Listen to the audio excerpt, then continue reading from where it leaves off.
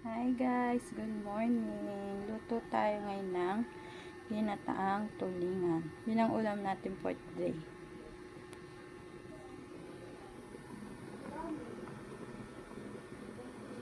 Ayan siya. Inadobo ko na siya muna. Tapos ko siya lalagyan ng gata. Ganyan din po ba kayo magluto ng ginataang tulingan?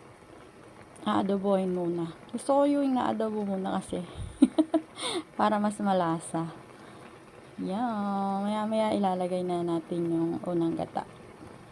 Thank you guys. Good morning mga kachabi. Ayan na guys. Nailagay ko na yung pang unang gata. Ayan.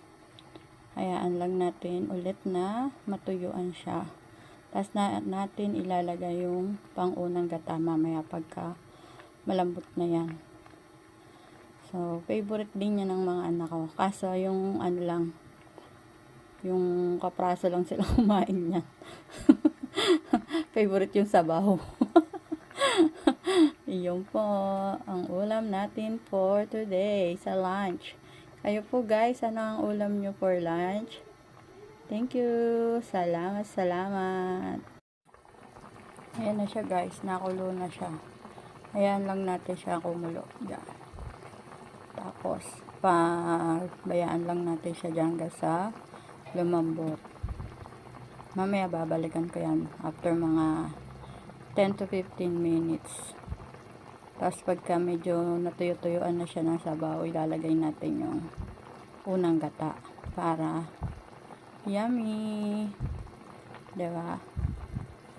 Sarap na naman ang kain ni Mrs. Chubby. Kaya paano? Papayat. Opo, nilalagyan ko talaga ng maraming luya para mas malasa. Saka yan, may 3 sila. Pero siling ano naman yan. Yung green, hindi siya yung sobrang anghang.